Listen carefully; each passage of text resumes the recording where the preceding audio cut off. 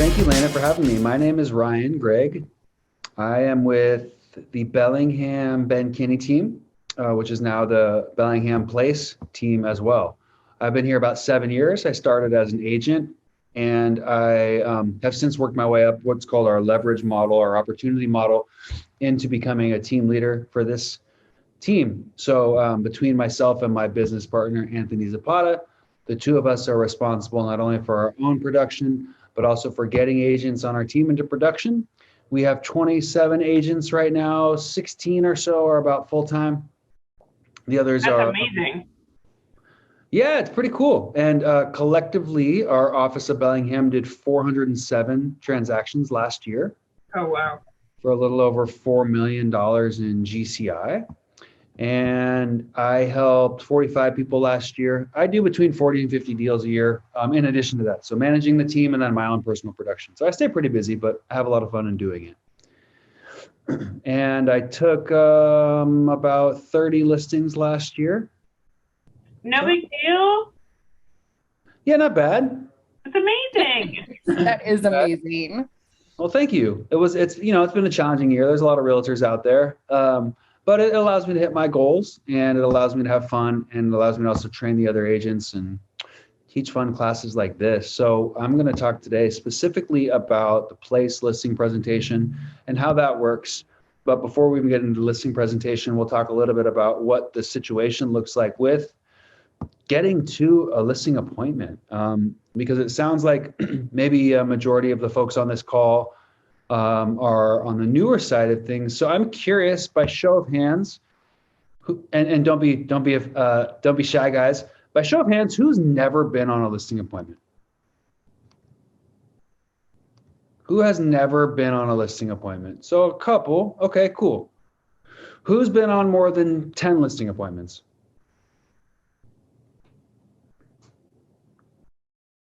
See, like one or two. So we're in that in-between stage, it looks like, between some people that have never gone on a listing appointment and the people that have gone on a couple. Who has actually taken some listings on this call? Cool. Okay, so a few people. Okay, perfect. So we got a good little range. Who on this call has been in business more than 2 years?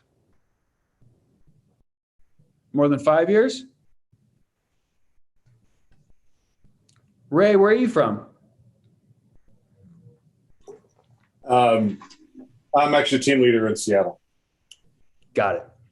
Nice. Very cool. Which office in Seattle? Downtown in West Seattle. And then my wife and I have a team out of East Side, York Team Real Estate. Very cool. Okay, cool. So you're on the more experienced side of things for this group. Great. So we've got a good range of folks. And Ray, since you've been doing this for a while, you've taken listings, you have a team. I might ask for your input a little bit here and there, if that's okay.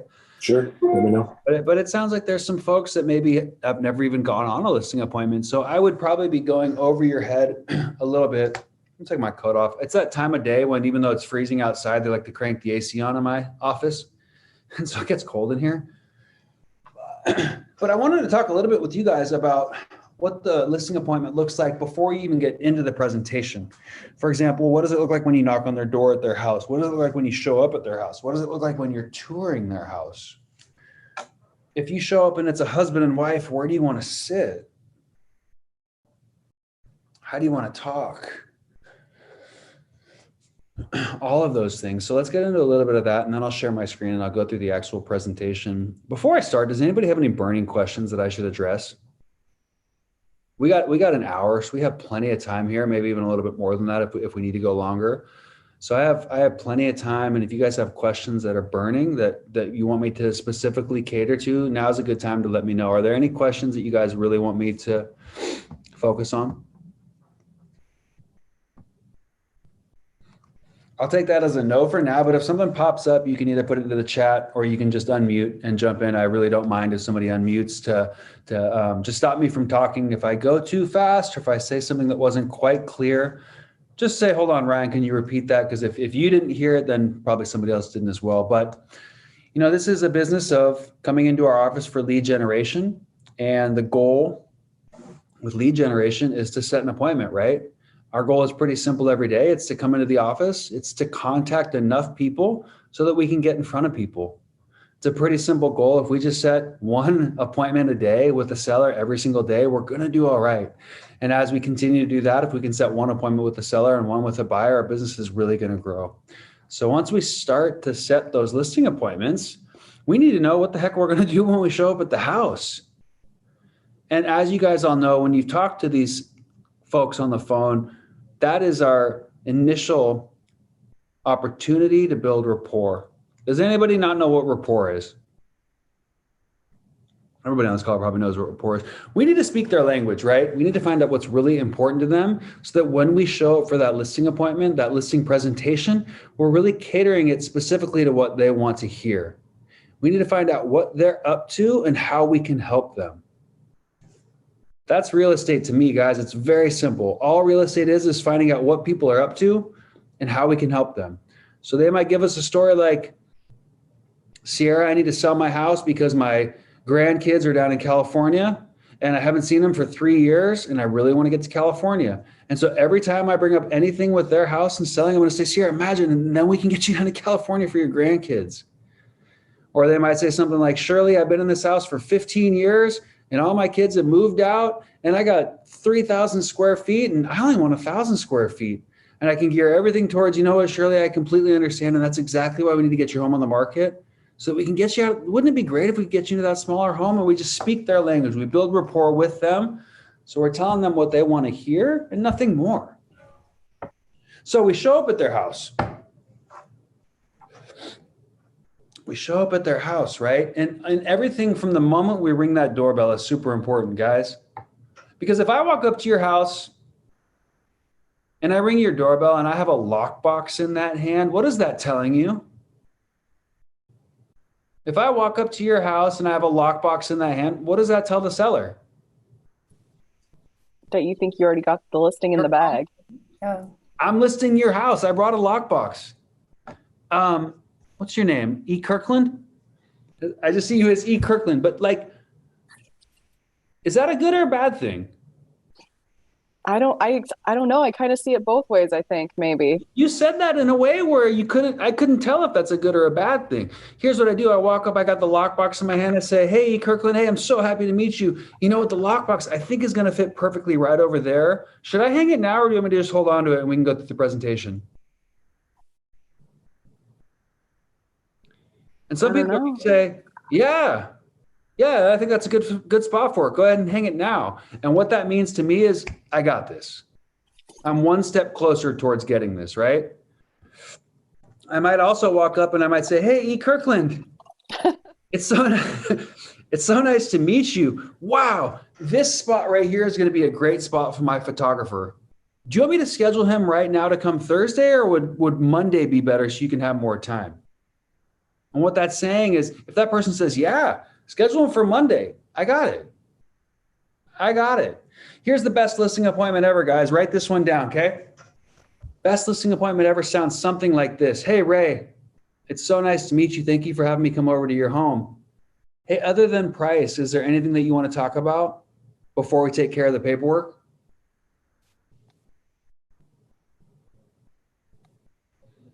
Other than price, is there anything, Fiona, that we need to talk about before we take care of the paperwork?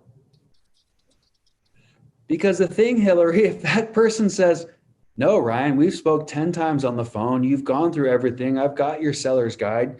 I know everything you're going to do to market my property. We just need to come up with the price. Why am I going to spend any more time there talking about what I'm going to do to market the property? I'm going to bring out my CMA. I'm going to go over the comparables with them. I'm going to hope that they tell me the price that we're going to list at because I already know, but I want them to tell me. And I'm going to show up and I'm going to ask them, Renee, is there anything other than price that you'd like to discuss before we take care of the paperwork? And I'm going to say that kind of in a joking way because most people are going to say, yeah, Ryan, tell me what you're going to do to market the property. Tell me about your team. Tell me about your track record. They want to know a little bit more. But I've got a lot of listing appointments that 5 minutes into the appointment, I say that and they say, no, you've sent me all your info and I'm comfortable with you guys. Where do I sign? Full commission, right? And it's simple. We don't need to, what I'm saying is we talk ourselves out of the deal a lot. So is there anything other than price, Shannon, that we should talk about before we take care of the listing agreement? Get that one down, guys. Save you a lot of time. And a lot of times they're going to say, yeah, I want to know what you're going to do to market my property, or I want to know about this. Okay, great. Well, let's get into that, right? But before we even get into that, it's super important to know a couple things. One, how we tour the home, and two, how we position ourselves to sit with them. Right? So when I knock on the door and I'm going to take a few steps back. See how much smaller I just got?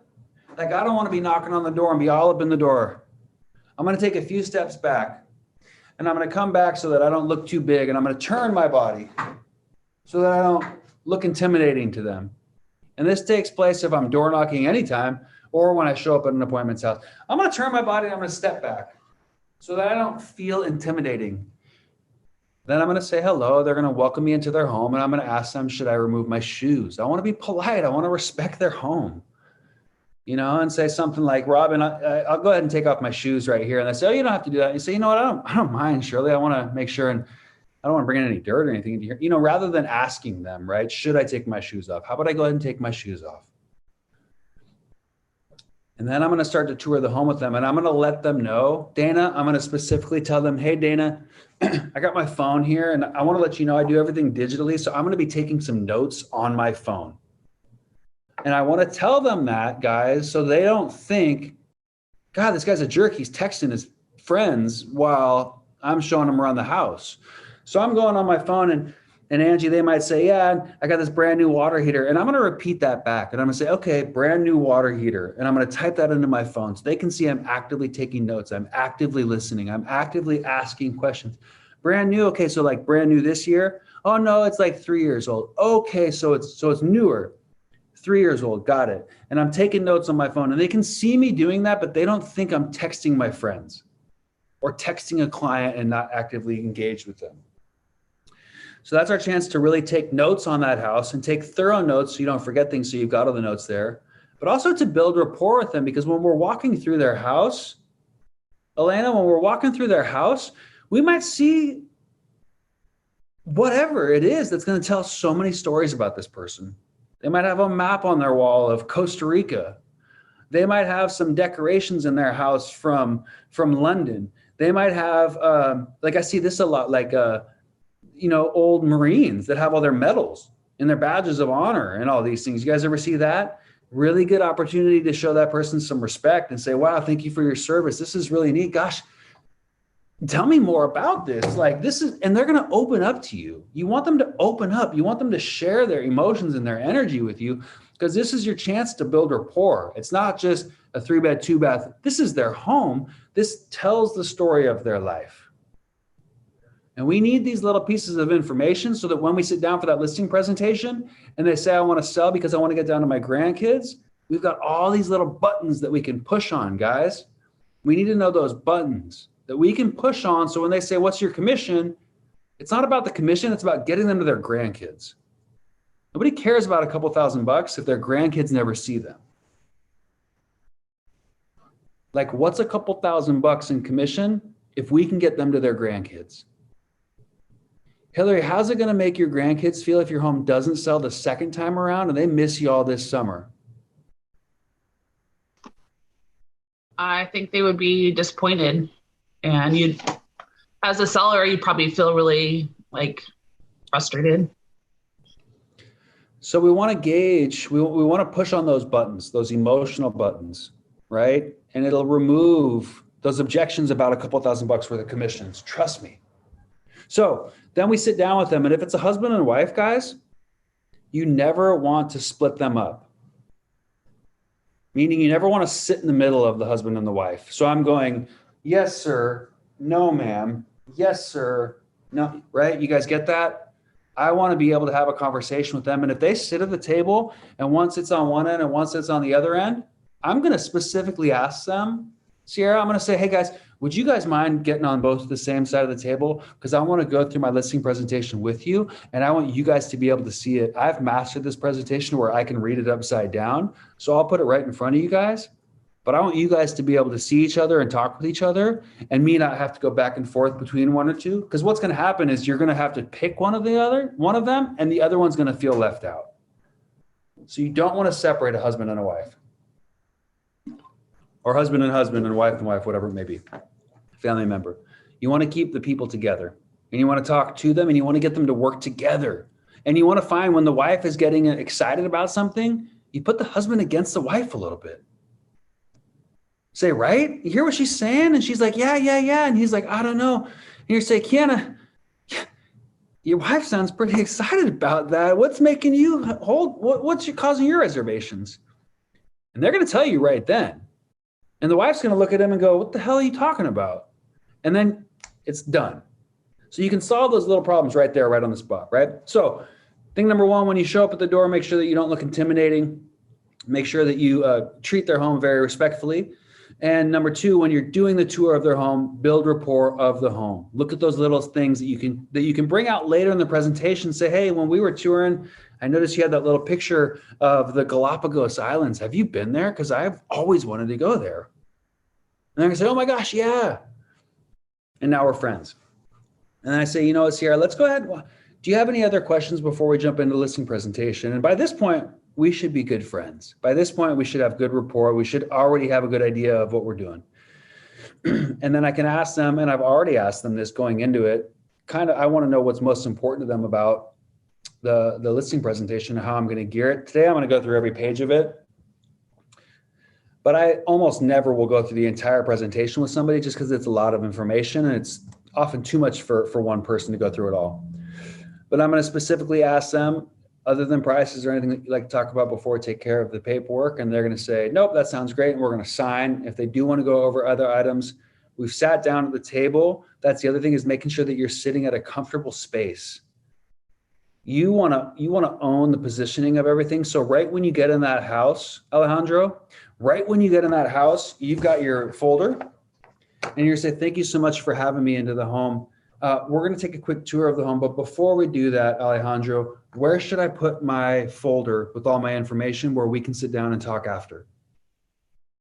And most times they'll say something like, yeah, on the kitchen, or because what you don't want to do is walk through and then end up in the garage and try to do a presentation in the garage or in an uncomfortable situation. So you want to ask them right up front, Ray, and say, hey, we're going to tour your home. But before we do that, Ray, where are we going to sit down after? I'll go ahead and place my stuff there for now. So that they know, hey, like, you're going to show me around the house and we're not done. We're going to take care of business here at the table and go through this presentation. Okay. Any questions on anything that I've talked about up until now before I jump into the presentation? Go ahead and unmute if you've got questions or need a clarification on anything.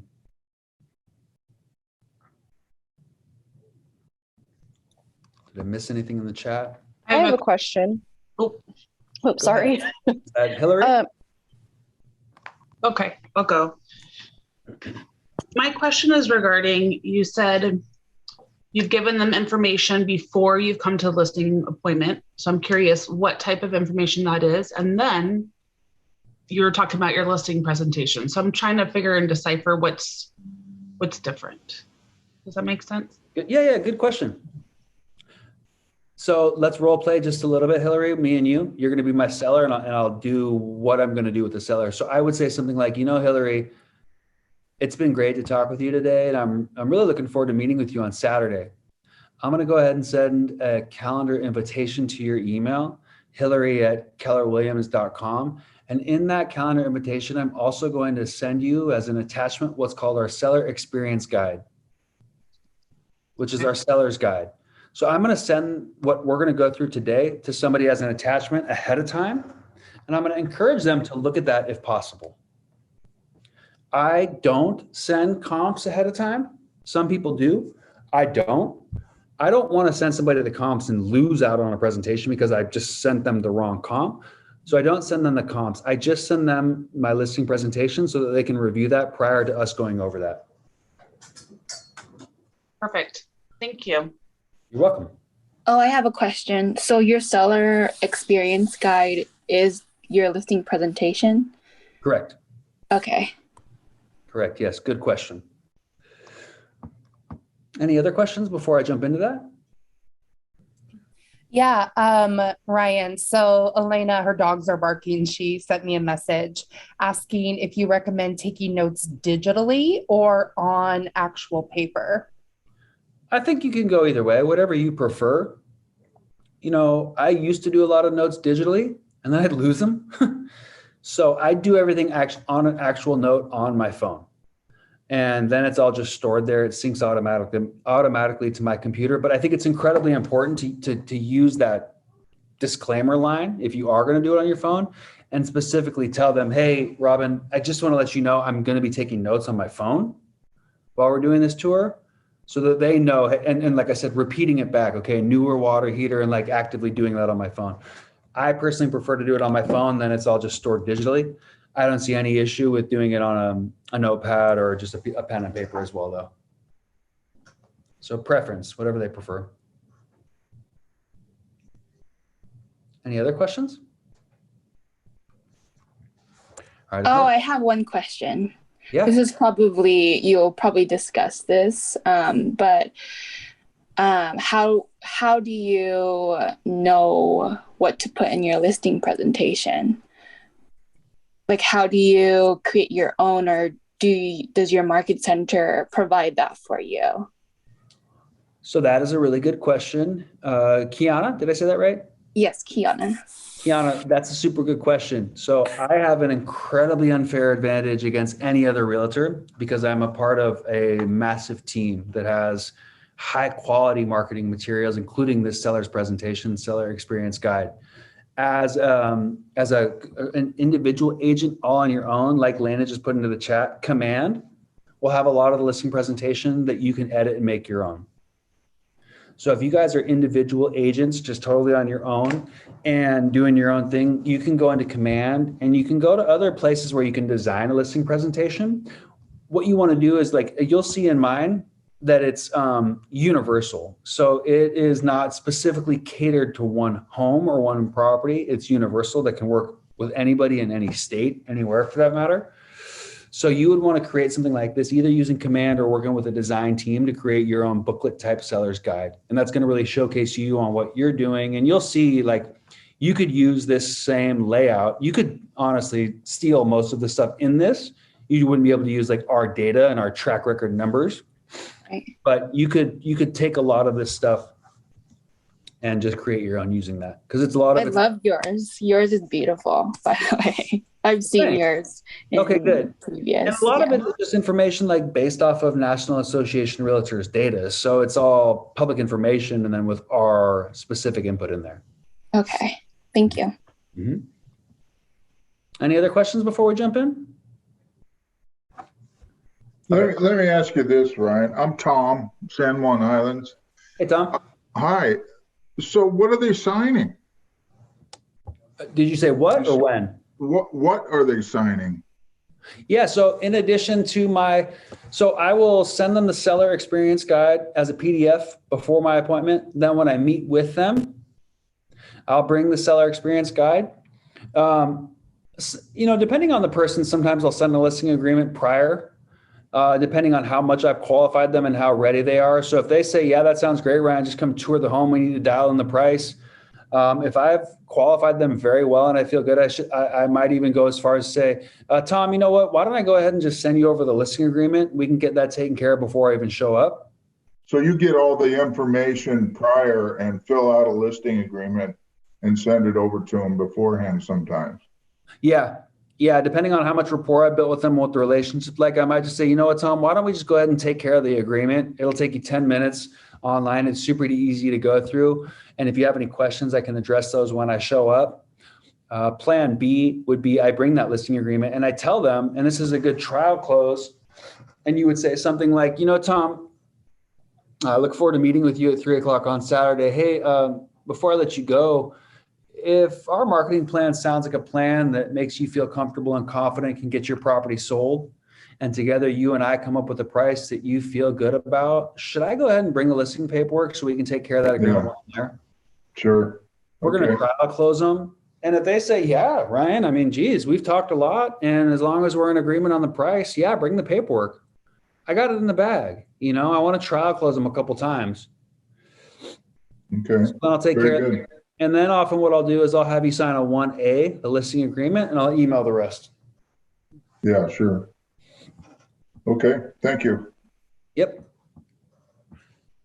Okay, any other questions? Let me share my screen. Robin, can you see that okay? Yes, I can. Cool. All right, guys, so this is the Place Seller Experience Guide, otherwise known as our listing presentation. I just went through one of these yesterday on a Zoom call.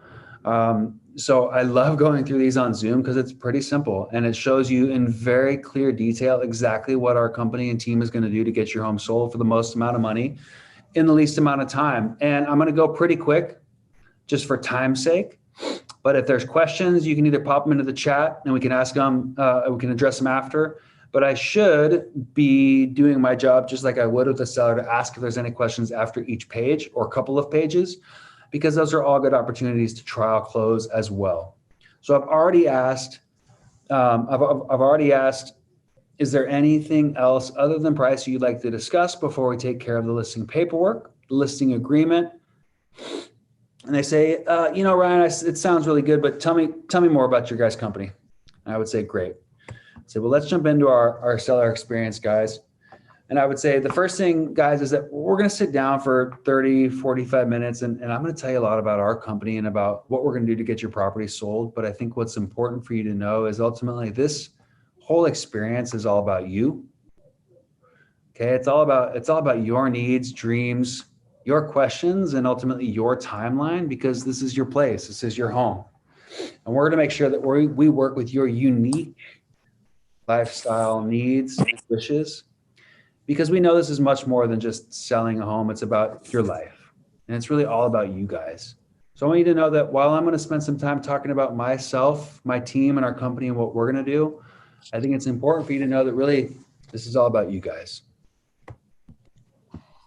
This page goes over how Place was founded with my business partner, Ben Kinney, and my other partner, Chris Suarez, how they came together just about 2 years ago to form what's called Place. Sometimes I'll actually just read this, guys, but for time's sake, I'm not going to. This goes into our mission. It goes into how choosing working with us is the best decision that you can make, and our track record. And it specifically thanks you in advance. So this line is super powerful. We thank you in advance for trusting us to represent you in the sale of your place. And I'm going to say that because I want them to have that embedded command in their head, thinking, wow, he's thanking me in advance. Like he's thinking he's going to work with us. So he must be working with us. And then I would say, okay, guys, I like to break down this presentation really into 3 different sections. I break this presentation down into 3 different sections. Section number 1, the 4 things that set us apart. The 4 things that set us apart. What sets our company apart, right? So really, if you compare our company and our team to any other team or individual agent, you'll find that there's 4 things that set us apart. Number 1 is that we work as a team. And what we know, guys, is that there's over 180 to 200 different tasks required to properly sell your property. And with us, you get a team of specialists to tackle all those items for the same price as you'd get to hire an average agent or a small team. Number 2 that sets us apart is our track record. And we know that we consistently sell the most properties for the most amount of money based off of reputable sites like the Wall Street Journal, top agents, and teams in America. And then I'll typically throw out, and my team in my Bellingham office sold 407 properties last year. So if you're interviewing any other agents, I'd encourage you to ask, how many properties did they sell in the last year? Because we know on average, an agent with a decade of experience is going to sell 8 to 10 homes a year. And our office sold 407. So our track record is the second thing that sets us apart. Third thing that sets us apart is what's called transparency, otherwise known as our communication. How we communicate with you, the seller, other agents, and prospective buyers. Because we offer 24-hour access, so you can see everything we're doing to ensure your property sells for the most amount of money in the least amount of time. And I always like to throw this in there, is that the reason this was created, and it was actually created by Ben, and other agents and brokerages are actually buying this off us now, is because the number one complaint in real estate was that an agent would put the property on the market and the seller would have no idea what they were doing to get the property sold. So we created software that gives you that 24-hour access to see everything that we're doing every single day to get your property sold. And lastly, guys, simply put, there's nobody that's going to do more to market your property online, offline, and internationally than Place. And now what I'd like to do is get into detail on each one of these. But before I do you guys have any questions on what I just mentioned? Or if I'm with the seller, what I might say is, now I'll get into each one of these in detail. But before I do, so far, does this sound like a plan that can work to get your property sold? And I want to get them like in agreement with me throughout this whole thing, saying, yep, that sounds great. But do you guys have any questions what I just covered? Cool. So then this breaks down each one of those items into more detail. So what we know, guys, is the power of team is greater than the power of any individual person. And this breaks down each one of the members on my team, because we know that moving your home, sale from contract to close, like I said, requires on average 180 to 200 different tasks. And what we know is that when you work with our team, we handle that entire process. So you can relax knowing we take care of every detail. And you know that our team consists of individuals like myself and Ben, who will be your co-listing agent. You've got our marketing manager, our contract coordinator, our telemarketers, our buyers team, and our visual specialists that will come in and take photos, edit those photos, and present them on the market to showcase your property. Number 2 is our track record, because our track record is built on systems of success. And like I mentioned earlier, guys, according to the National Association of Realtors, the average agent with a decade of experience sells 8 to 12 homes per year. Our team collectively across the nation sold over 6,000 properties last year. And like I mentioned, 407 here in Bellingham. That allowed us to spend over $10 million on marketing and servicing of our listings. And the cool thing about all that was of those thousands of sold properties, we got a 4.9 out of 5-star review.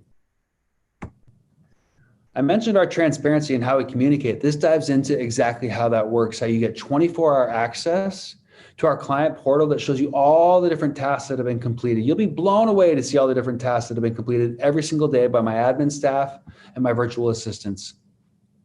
And this is really cutting edge, because it's for the first time in real estate, you'll know exactly what our team is doing for the fees that you're charged. And I might use this as a way to bring up, I know you mentioned you were interviewing another agent that was going to discount their commission.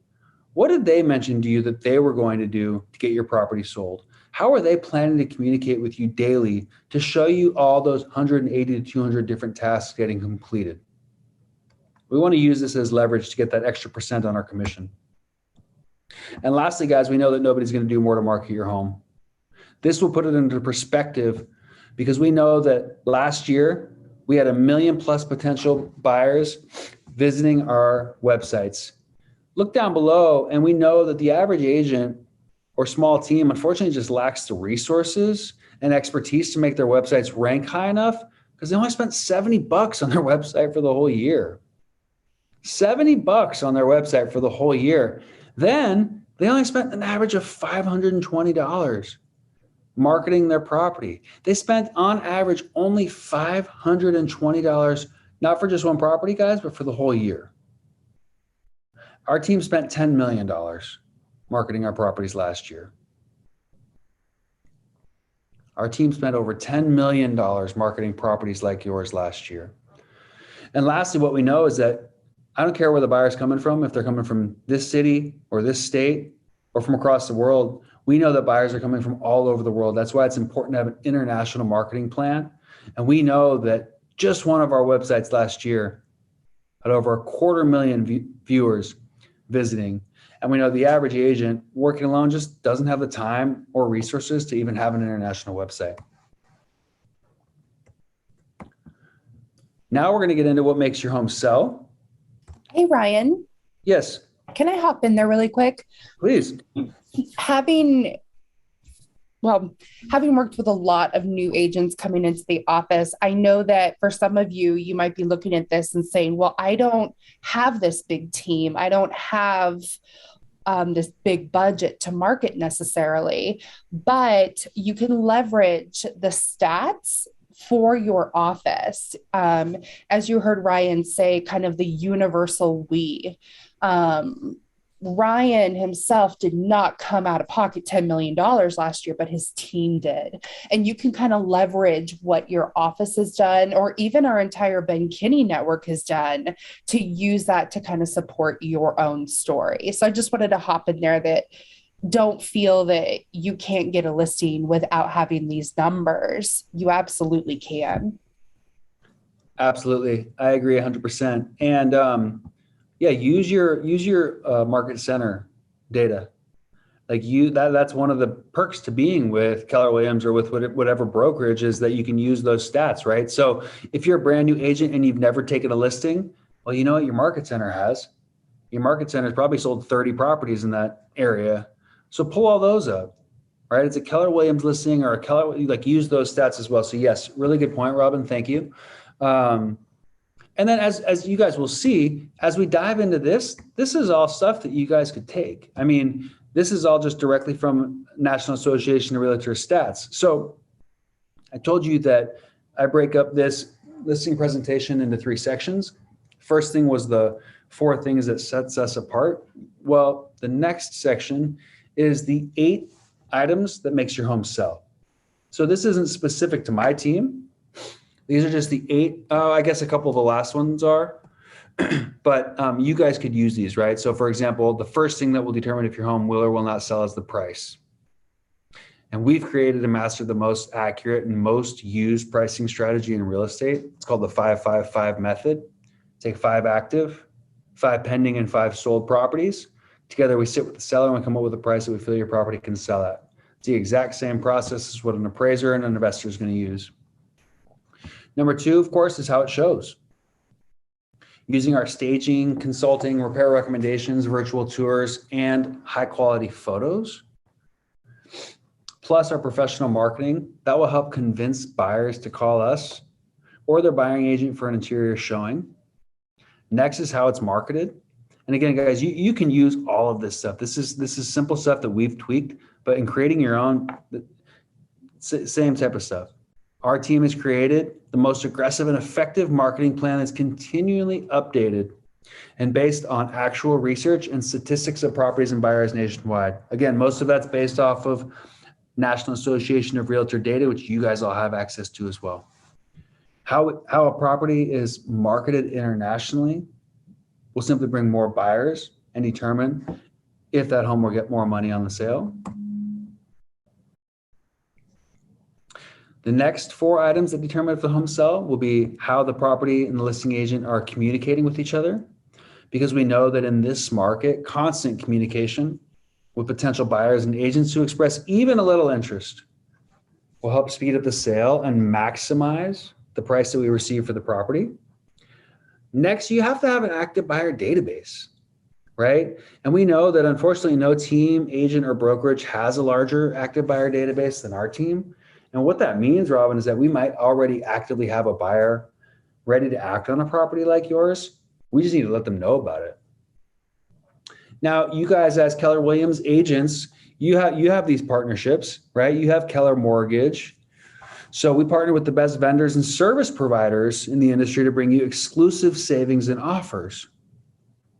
For example, Keller Mortgage. This includes mortgage companies, title, escrow, concierge, contractors, and more. So again, the concierge, the contractors, those are probably also resources you can get from your market center. And lastly, negotiating. Because we know that there's multiple different points of negotiating throughout the transaction. And we understand negotiating at the highest level. We'll make sure to fight hard for your money. So any questions based off of these 8 items that determine if your home will or will not sell, or should we jump into each one of those in detail? Okay. Like I mentioned, the number 1 factor in determining if your home will sell is simply how it's priced. And we use a method that we've created and trademarked called the 5-5-5 pricing strategy. Same exact process to what an appraiser or an investor is going to use. What we do is we access accurate, up-to-date MLS data. And whenever possible, and I know what you guys are thinking, Ryan, there's not 5 active properties like that one right now. There's not enough inventory right now. So we do the best of what we've got. Might have to go a little bit farther out than normally we would. We want to find as close to 5 active, 5 pending, and 5 sold properties that are the most comparable in features and amenities, right? You got to find the closest ones. If your subject property is 1,800 square feet, get as close as you can to that. And of course, all these pricing factors. Then we're going to really make your listing shine, because how it shows is the second factor that would determine if it sells. The thing is, guys, is today's buyers, they have more information than ever. These buyers are coming in and telling their agents the properties they want to see, when in the past, we as agents would have the buyers come in and say, here's a list of properties that we should go see. The buyers are seeing their home online first. That's why it's so important to have the high quality photography, the photo editing, any staging and repairs done, any virtual showings and open houses, maybe even a live broadcast and a video to show your property online to get them in the door. Next, we're going to talk about how it's marketed. I'm going to pick up the pace just a little bit. No, I want to cover this actually. What we know, 50% of people see their home online first. But I like these 2 next one, guys, because what this is telling you right here is 28% of people still heard about their home from a realtor. Yes, realtors are still important. Many buyers already have real estate agents, so it's important that we have a marketing plan to market towards that realtor. I have to tell other realtors about it. Other realtors need to tell me about their properties. Yes, realtors are still relevant in helping buyers find their homes, even though the buyers are seeing them online first. And lastly, guys, we're not going to forget the traditional marketing. 22% of buyers still came from traditional marketing, such as yard and open house signs. Maybe a friend told them about it, or a relative, or maybe they just saw it on that Teriyaki magazine print advertising. The point is we're not going to leave any one of these out. We're going to make sure to do them all. When we market your property, we're making sure that we're marketing it to the top agents, because simply we know that 80% of the business is done by 20% of the realtors. So we make sure that we're reaching out to all those top agents to let them know about your property through electronic flyers, through our broker outreach, through our virtual tours, through communicating with them regularly, and through print media. This will go into more detail on our tech team and how we're marketing your property, specifically with our internet marketing and technical team, which I don't need to go into too much with you guys, but in regards to my team specifically. But what I think you guys should know, if you're going to market properties online, if you're going to compete against a big team or compete against anybody, here's the 5 places where you need to know how to market properties online. We call these the 5 buckets of marketing properties online. And I like to say this is the third and final section of the listing presentation. So 1, we talked about the 4 things that set us apart as a team, right? Our team, our track record, our transparency, and our communication. 2, we talked about the 8 things that will determine if your home will or will not sell: how it's priced, how it shows, how it's marketed internationally, having an active buyer database, the communication, the partnerships, and the negotiating. Now we're going to talk about the 5 ways we need to market your property online. And again, this is important for you guys, even if you're not on a team, because people might be asking you about this. Hey, how are you going to market my property on a brokerage website? First of all, what the heck is a brokerage website? Because we know, guys, right here, my team's a technology company. We know how to reach the 97% of buyers who start their search online. So you guys got to get familiar with this stuff, the brokerage websites. Guys, it's important to know that when you, not if you, when you list with me, and Keller Williams, the nice thing is about that, it's going to syndicate out through all other brokerage websites like Remax, Compass, and Redfin. So brokerage websites means when you list with me, it will actually syndicate through all the other websites as well. Number 2 is the listing portals, such as Zillow, Trulia, and Realtor.com. Listing portals. So if you guys are an individual agent and you put a property on Zillow, are you going to be spending any money with Zillow? Are you spending any money with Zillow on ads as a buyer's agent? Are you teaming up with a lender to spend money on Zillow? right? How are your properties being featured on listing portals like Zillow, Realtor.com, and Trulia? Number 3 is through search engines, search engine optimization, SEO. I have an internet team that has cracked the code on finding all the words that need to be used so that we get the expert results, both in organic and paid searches. So if you go in and you search homes for sale, Kirkland, my team should come up first. But you guys should know what search engines look like, search engine optimization looks like. So if you meet a client that's interested in that type of stuff, you can speak on that. And the last 2, guys, believe it or not, people are still looking on Craigslist. So we're going to make sure and hit your property marketed through classified services. And of course, we're going to market your property on social media, because just about everybody these days is on one of these sites, maybe Facebook, Instagram, Twitter, or TikTok. And we give the seller all the tools so they can share it. And the sellers love this because they then get to share their home that they've worked so hard to get ready for the market online, and their friends can share it, and they can tag me and I can share it. And we do sponsored ads on social media, and we do the open house invitations on social media. And it's just a great additional way to market your property online.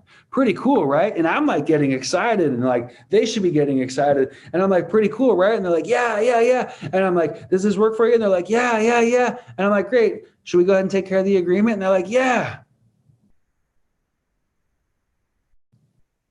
We call that the yes train. We call that the yes train. Take that one away from today, guys. When you're getting ready to close a deal, you don't just come out and ask like, so do you want to work with me?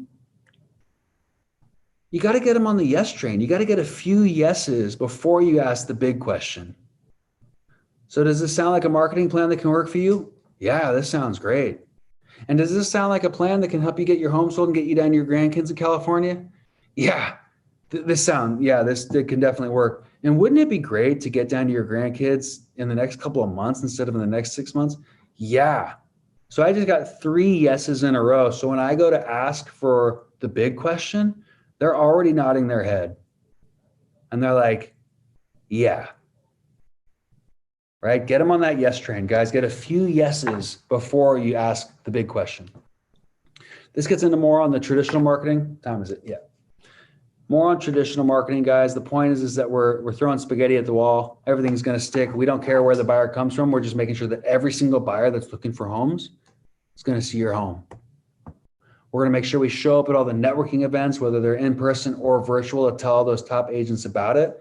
I'm going to send flyers to your whole neighborhood in case they have any friends or family that want to move into the neighborhood.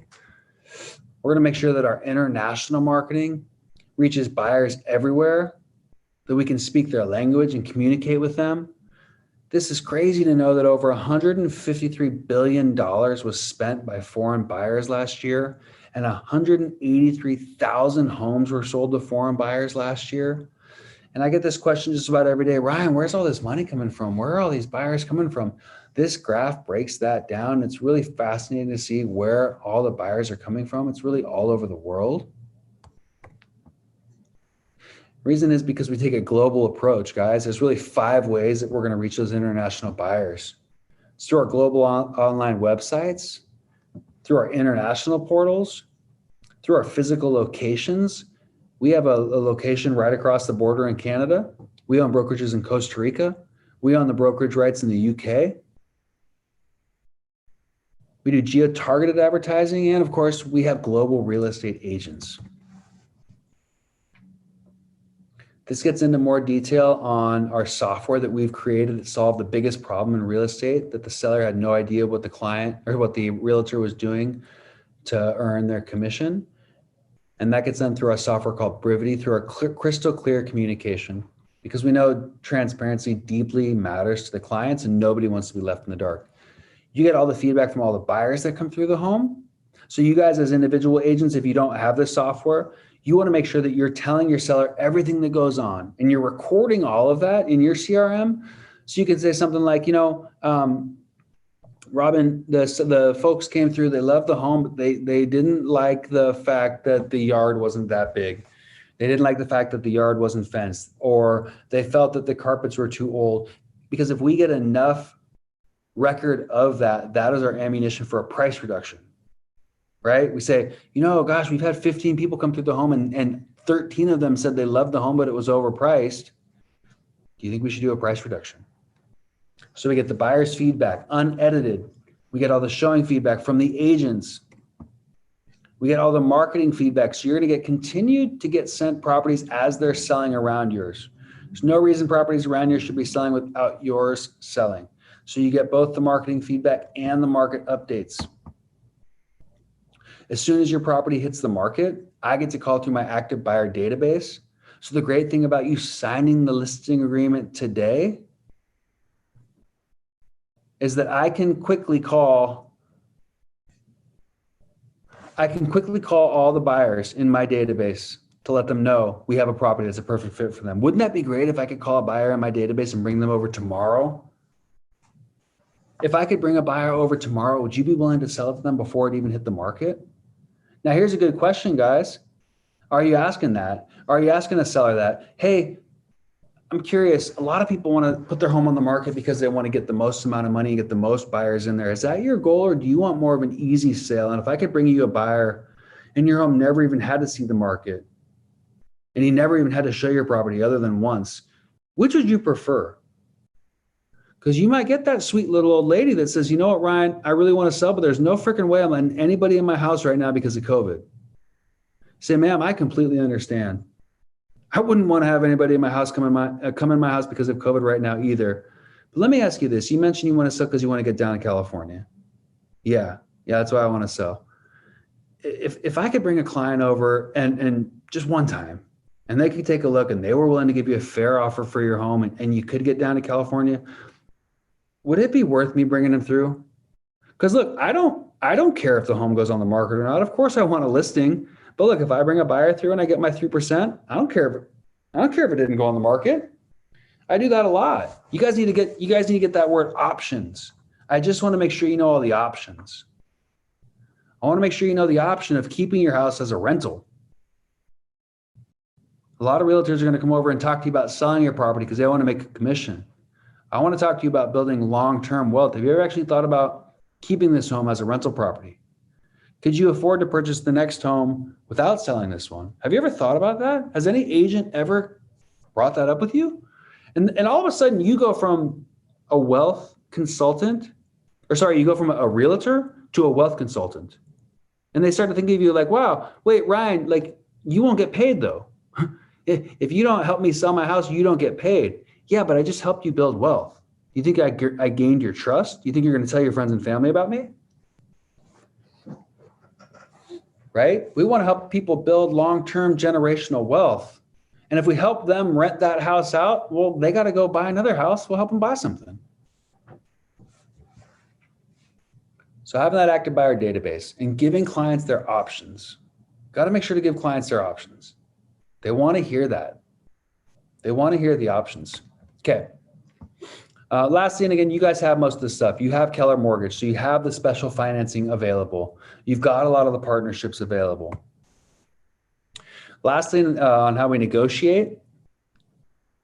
So we want to make sure that we get the pre-offer, meaning we get everybody who's even a little bit interested in the property. We're talking to them about that. Then we get the offer or quite a few offers. The thing is, guys, that's step number one. We got to get through the repairs on any inspections. A lot of people are going to waive inspection in this market, but Mr. or Miss Seller, I just want to prep you that just because we got an offer signed doesn't mean that we're done. So I want to make sure that you know if they have an inspection in there, we're going to have to jump over that hurdle to make sure that we get that inspection taken care of. They might ask for a couple of items. The goal is to make sure that we're getting your property closed and still netting you the most amount of money. Same with the appraisal. Lastly, you'll get your personal property out. If there's anything that they want to negotiate, we can do that, but it has to be done separate from the contract. Then comes closing, and then comes possession. This goes over what we're going to do specifically for you. A lot of this we've already covered. We're going to make your listing shine, market your property to the top agents, make sure that we hammer the internet marketing, traditional marketing, and the international marketing, immediately leverage our buyer database, communicate thoroughly and crystal clear with you, and ultimately negotiate to get it sold. Before we get your property on the market, these are the next steps that we need to take, which include a price comparison, looking at all the different market factors: location, timing, condition, competition, and terms. And lastly, our final steps, guys. We review those comps, we pick our price, we complete the listing agreement, and we pick our start date. So this would be a good time where I would say, and so the next step would be for me to have my photographer come. Do you want me to have the photographer come on Friday? Or do you need a little bit more time and I can have him come on Monday? I don't care. I don't mind if he's coming Friday or Monday. The goal is he's coming. Then goes into our promise. It's simple, guys. Lastly, I want to leave you with our promise. And our promise is that we know you'll be satisfied with our service. And if you aren't, we'll make it right, or you can cancel the contract. No fees, no charges. I've never once in hundreds of sales ever tried to charge anybody for canceling an agreement with me. It rarely happens, but sometimes things don't work out. But we stand behind our ability to get you the price your property is worth in the least amount of time as possible.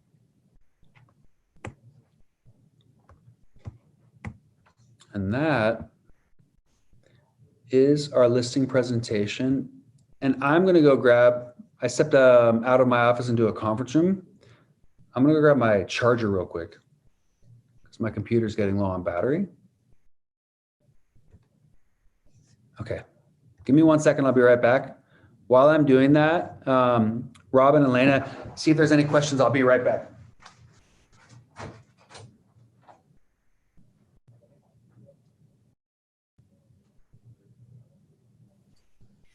Yeah, well, he's grabbing that, you guys. If you do have questions, just drop them in the chat, and then we will cover them in order when Ryan comes back.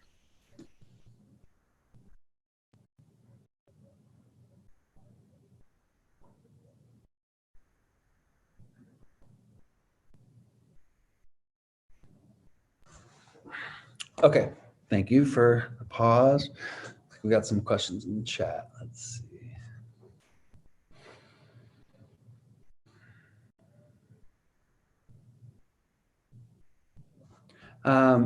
I can, you guys can absolutely have this presentation.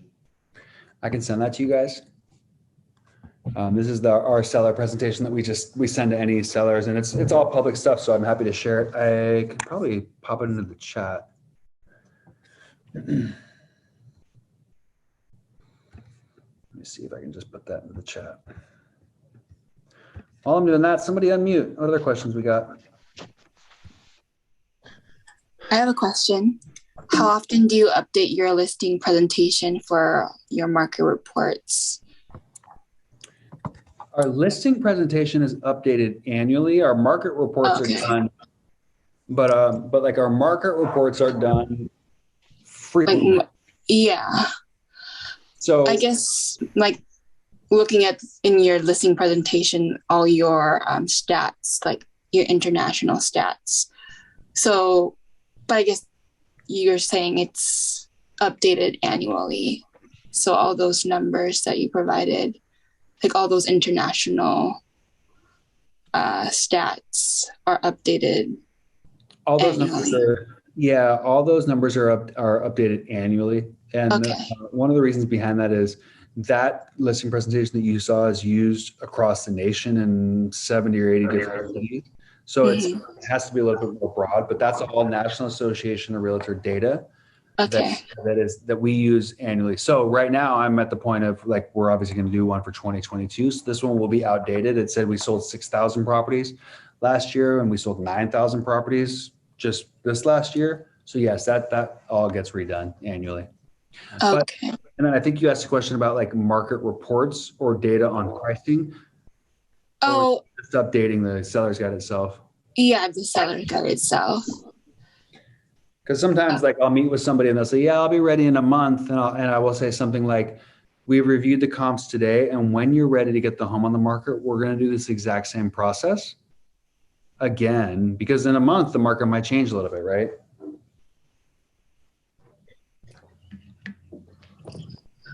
What other questions do we have? Hey, Ryan, I have a question about brevity. Yeah. How do you say it? It's Johannan. Johannan. Yeah, go ahead.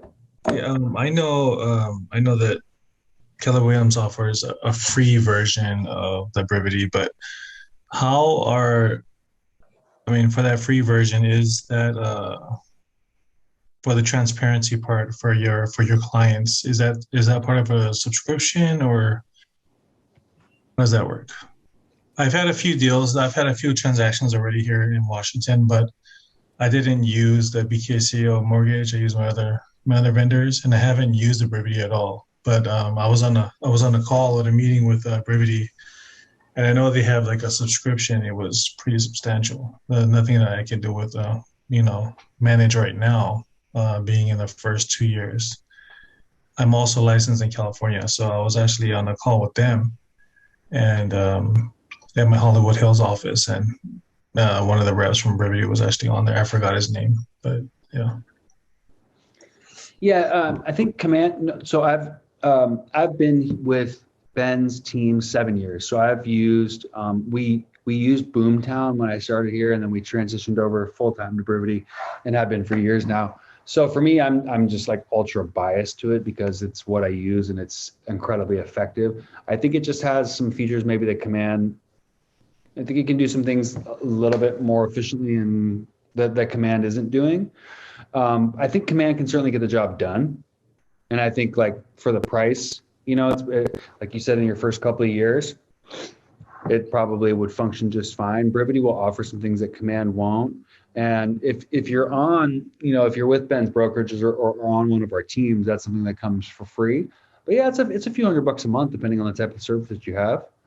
But what you guys could do would be to hop on. Brevity has a happy hour every Wednesday, 4:00, and a lunch and learn every Friday at 1:00. Okay. See if I can pop the links into the chat. Because those are. Oh, go ahead. Were you saying you can do it, Robin? Oh, I'm trying to find them, but if you find them faster.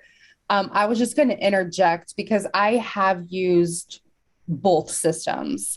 I work for brokerages, and so we use Brevity as well as in our market centers. And then we also learn Command, having worked at the market centers. So I think that, Command is something that's provided to you just for being part of the company. So as Ryan said, for the price, it's fantastic. Yeah. And it is going to get the job done. I think Brevity does make sense when you grow into a robust, database, when you have a more demanding business, because it's not just database management. It's also the design suite, all of that. It's all incorporated in Brevity. So they're both phenomenal systems. I think it just really depends on where you're at in your business and where you're at in your budget. And we do get 50% off of the actual price of Brevity for being part of brokerages. But again, don't feel like you need to have this system in order to be successful, because people find success in an Excel spreadsheet if that's all they have. So you can do it too. Are my clients able to take advantage of that Brevity and watch the process along the way without a subscription, or is that part of the package there? The lunch and learn? No, just how you on your slide you had talked about transparency and how the clients can basically follow along the way. So that portion right there, that's what I'm asking specifically about. Is that part of a subscription, or is that part of the free version as well?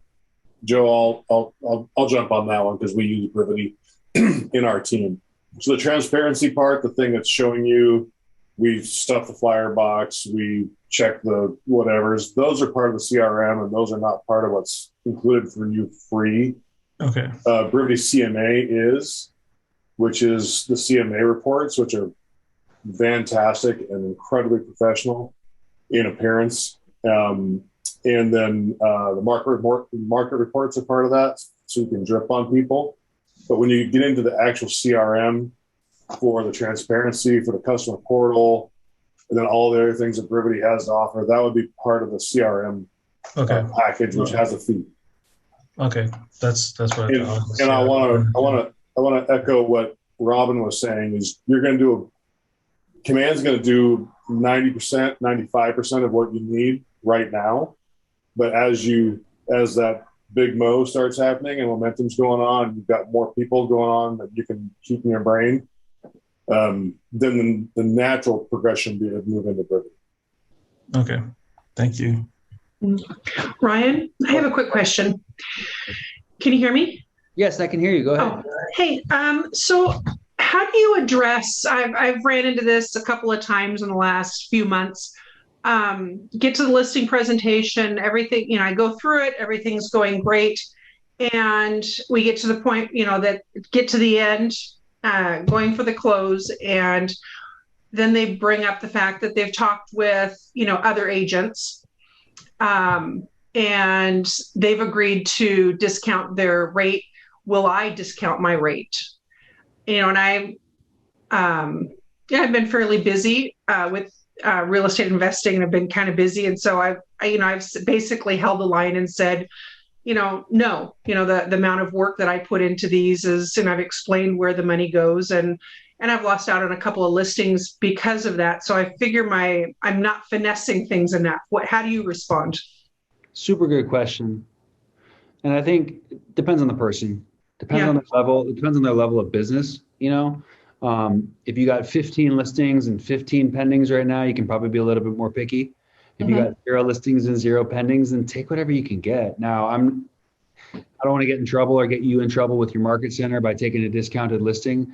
At this point, take a listing, whatever you got to do. Now, when we give them so much value loaded up front, oftentimes the commission objection doesn't come up. And so when somebody asks me, that's great, Ryan, what's your commission? You never want to say 6%, first of all. Yeah. You guys know why?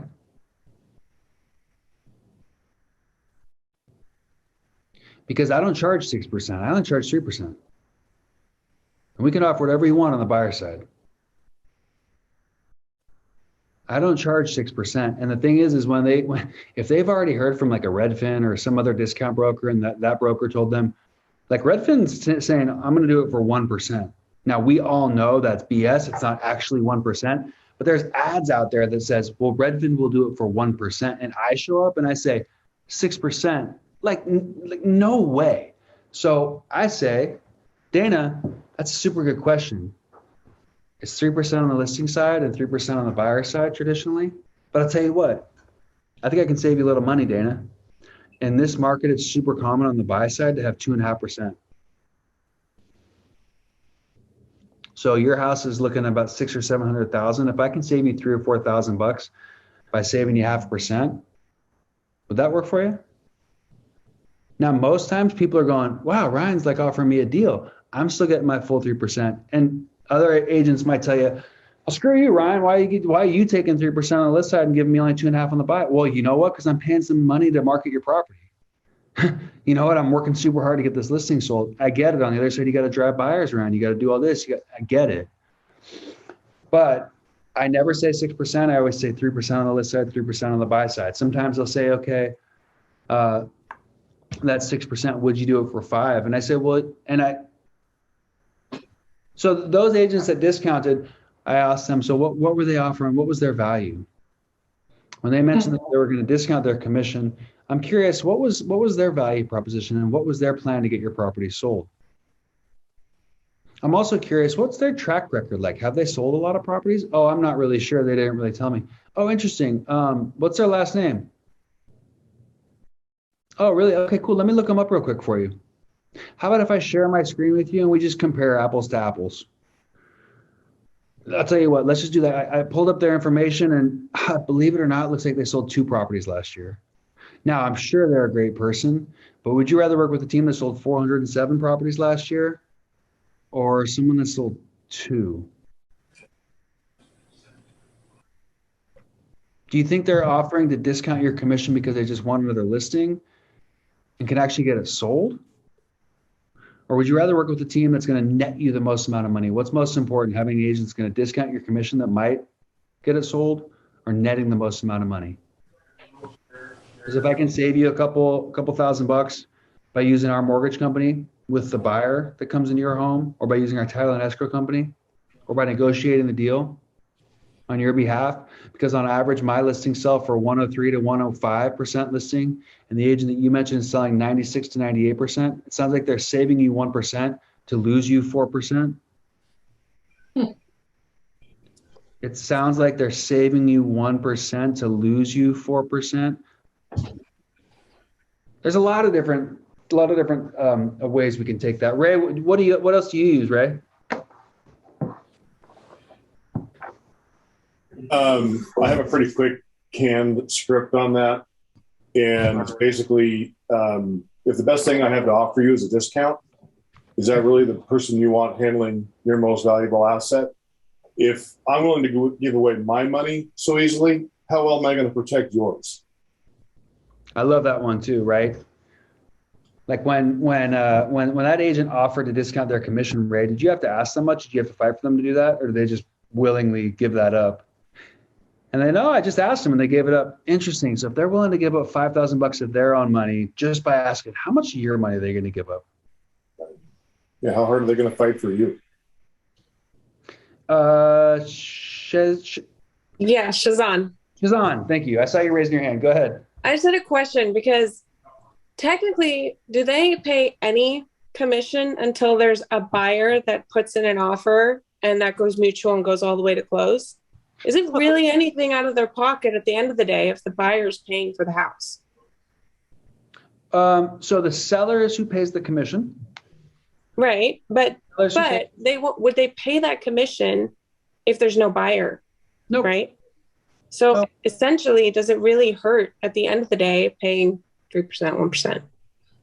Well, no, because what they think, and I'm sure there are times when this has happened. They've listed with Redfin, and Redfin knocked it out of the park, and Redfin charged them 1%, but they actually charge them 2.5% on the buy side plus their fees. So they actually charge them 4.5%. So they actually save 1%. And on a $700,000 house, that was $7,000. So they saved $7,000.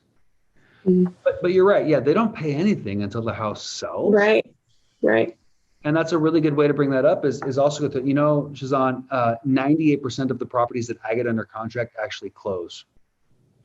And the last thing we want is to get your property under contract and have it fall apart because an inexperienced agent didn't know how to get it closed.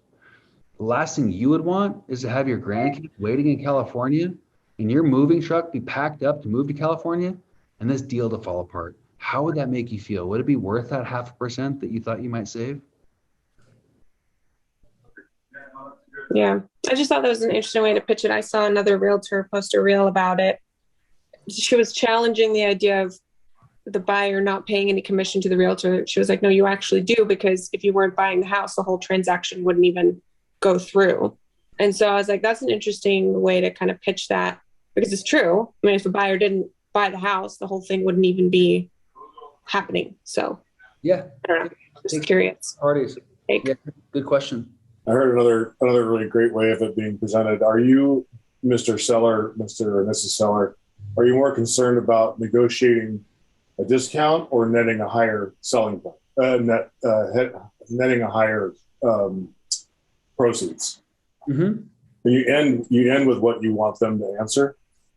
Always. Yeah, we always end with how we want them to answer. Hey, I noticed you stop on my website to get a value of your home. Oftentimes when people come to get a value of their home, they're thinking about refinancing or they're thinking about selling. Ray, which one are you? Seller. Right? I don't want you to be a refinancer. I want you to be a seller. Oftentimes when people come to my open houses, Ray, they're either a neighbor that's just curious on what this house looks like because they've seen it getting ready over the last couple of months, or they're actually thinking about selling their property and they're coming by to compare to their property. Which one are you? I'm a neighbor who's thinking of selling. Exactly. Well, my open house goes till 3. Why don't I swing by after and I can get you an accurate valuation of what, right? So jumping just right into those. What else, guys? Hillary, did you have your hand up? I did. And it actually just ties into what we just talked about. So if you're okay, you're offering a free CMA, and I'm wondering, how can you transition that into a listing presentation? Is it appropriate to do so at the same time? They seem to mirror each other. Yeah, they do. Let me tell you how I feel about that, and then maybe we can mastermind on this. Okay. Does anybody want anything that's free? I think so. Kind of a trick question. Let me rephrase that. Okay. Do people see value in things that are free? I think people do. I don't like the word. I'm not asking this the best way. I don't like the word free. Okay. Let me tell you why. Okay. Because Okay. if I get somebody on the phone and I talk with them and the bet and what gets me over there is, you know what, Hillary, how about if I just stop by your house and give you a free valuation of what your home is worth? They're going to go, okay, cool. Yeah, why not? Right. And then we get over there and we do that, but we haven't gotten the motivational questions enough to really give them value. I want them to tell me, gosh, Ryan, how much do you charge for that? And I go, you know what, Hillary, the cool thing is there is no charge. And I'm going to say there is no charge rather than free, because sometimes if like you're going to cancel an appointment that's free a whole lot more than you're going to cancel an appointment that you have some investment in. Right. And if I tell you, you know what, Hillary, I'm going to spend 45 minutes or an hour doing some market research, and I'm going to come over at no charge to give you some value. I just like that wording a little bit better. Now, I hear what you're saying. And so let's just flip that a little bit and say, you know what, Hillary, it sounds like you're considering it. And it sounds like getting a valuable property might be valuable to you. I'm going to be in your neighborhood tomorrow for an appointment. Appointment's at 2:00. And while I'm doing some research on your neighborhood, why don't I drop by a market analysis for your home as well? Because see, does the average consumer know what a CMA is? No, right? Like they don't know that acronym. So even market analysis might be too much. If it's we gotta speak their language. So do you see what I did there? Also, I created a little bit of urgency. I also made it very simple and convenient for you by saying, hey, you know what? I'm going to be in your neighborhood tomorrow. Why don't I just pop by? I'm already doing the work, and I'll do a little bit extra steps for you. So when we make it super convenient for somebody, they go, yeah, pop by. And then we can tell, but then they're like, okay, he's got an appointment. He must be busy. Mm-hmm. He's got an appointment, so he must be doing something. He must have value to give somebody else. And if somebody else is getting the value, well, wait, I want some of that. And then we can say there's no charge, and I'm happy to do it because it sounds like I'm planting that seed. It sounds like you're thinking about making a move. Planting that seed, right? Yeah. Yeah, Robin, we got to speak their language. It's so important we have to speak their language. Mirroring and matching, so using the words that they're using the tone that they're using everything that we possibly can. You know, I love it when a long time ago someone said, look, you show up to somebody's house and they're that ornery sailor and they're cussing all over the place, then you get to cuss all over the place. You know, you get to mirror and match what they say. But we have to speak their language. I think it's a good point, though, just touching back what you're talking about value, because if you say, I'm offering you a free market analysis or a free valuation of your home, and then as you move through the process, when you go to negotiate for your commission, you know, in some ways, maybe you downgraded yourself with saying free. You know, I think it could be a little bit of a sticky spot, perhaps. It's just something that for me, like, it's not my favorite word. Gotcha. Okay. Free is not my favorite word because it can sometimes mean like, oh, I'll take it early, but it's just not quite like they might just split on you. Okay. Just my opinion on that. But all right, I appreciate it. Thank you. But Hillary, on the other side of that, getting face to face with somebody and giving them that information is incredibly valuable, because what we know is 70 to 80% of clients, they end up working with the first person they met. They end up working with the first realtor that they met with. So if you're saying, hey, you know what, Ryan, I'm going to be in your neighborhood, I can give you that free CMA, and they haven't met with any other realtor, you know that your chances go way up by being the first realtor that they meet with. So get face to face. Yeah, I like it. Get face to face if that's what's getting you over there. What else we got? You guys got me for 10 minutes. You can ask me whatever questions you want. I don't care if it's seller or buyer. What else we got?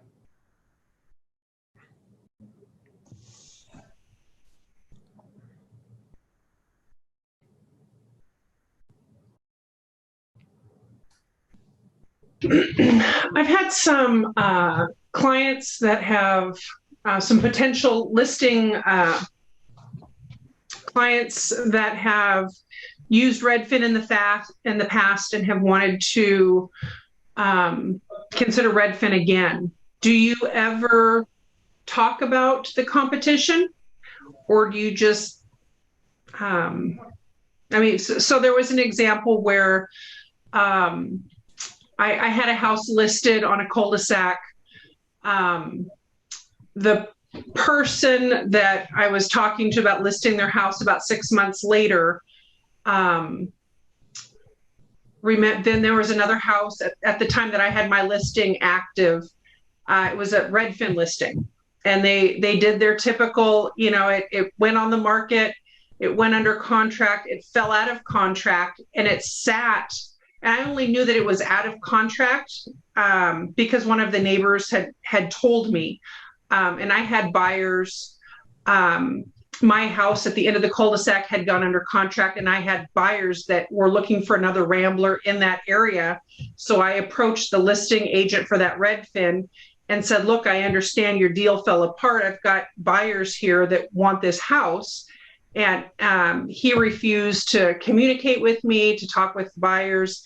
And then suddenly, 7 days later, it went pending again and ended up closing with another Redfin agent. So I pointed that out to her. I said, I want you to remember when I had my house listed.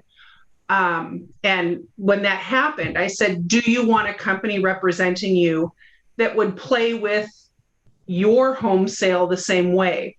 She got pretty bent out of shape, and it caused me to think perhaps I should not have spoken about another company negatively.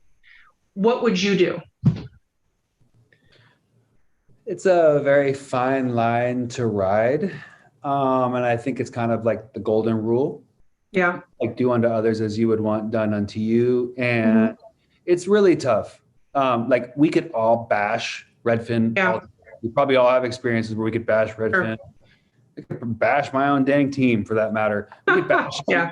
It does no good. So I've had that happen too. So Angie, you're not the only one that has probably gotten into trouble by trying to point out that working with that company maybe is not in their best interest. And what they heard was, wow, you just talked about that person. Yeah, exactly. So I, really good quote, data eliminates drama. Okay. Data eliminates drama. So typically what I might say would be something like, Angie, I completely respect your decision to choose Ray from Redfin as your agent. And I always really appreciate when my clients are loyal to me as well and stick working with me. Uh-huh. And I did notice something in that. Would it be okay if I brought up something that I noticed in regards to their stats? I'm sure they're a great person. I don't know them personally. I'm sure they're a great person, but I did notice something. Could I just bring this up with you? Yeah. They're going to say, sure. And I say, it just concerned me because I'd never heard of them. And there's a lot of agents I've never heard of, but I looked at their stats and I noticed your house was the only one they've got for sale. And the two other listings that they've taken were last year, and those didn't sell. They both canceled. And this is a real story.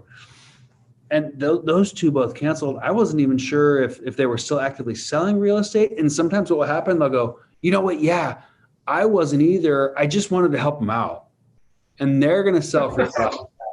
Yeah. Self-realize, oh, it was a friend of a friend, or it was my sister or my brother, and it was their first deal, and I wanted to throw them a bone. But you need them to self-realize that. And the only way you can do that is by kind of like using that data. Like I said, I'll take people's MLS number and just pop it right in front of them. So let's take a look. Mm-hmm. Are they selling a lot of homes?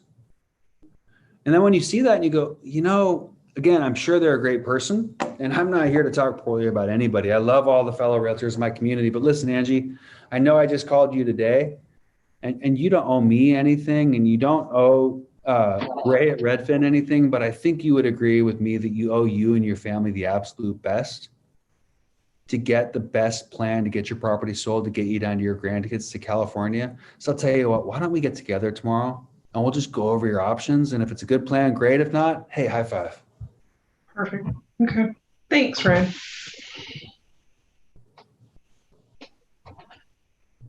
But yeah, I don't want to talk poorly about anybody. And there's ways to just show them. It's much better to show somebody something than tell them something, especially if it's just showing them, hey, ooh, I just looked up their stats and they don't look like they sold anything yet.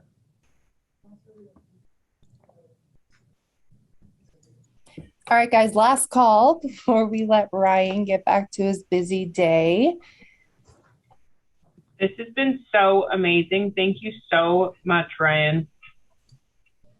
My pleasure. I'm always happy to jump on these calls. I love doing it. It's my duty to give back what I've been taught. I've been here 7 years. I learned from Ben.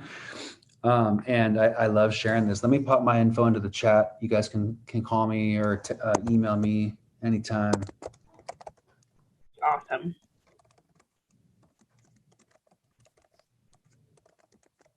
Anybody else have any last minute burning desire, questions, comments, anything? Ryan put his stuff in the chat to the right, or I guess it's to the right of my screen. Yeah, if you guys ever have questions, whatever it is, I don't care. You can call me or email me. I'm happy to help any way that I can. Also, of course, if you ever have any clients that are looking to buy or sell in Whatcom or Skagit County and that's out of your area, I'm happy to work with you and give you your referral fee, of course. If you ever have questions on place and what that looks like, happy to talk about that too. I'm just happy to chat, hang out. I love this type of stuff. Thank you. Yeah, thank you so much. Thanks, Ryan. Thank you, Lena and Robin, and everybody for joining in and participating. This was great. So again, if you guys have questions or want to chat, my message, my email and phone numbers in the chat. Otherwise, have a great day. Hope you guys go get some new listings. Get some Ryan. listings out there. See you guys. Woo-hoo. Love it. Thanks, guys. Bye. Bye.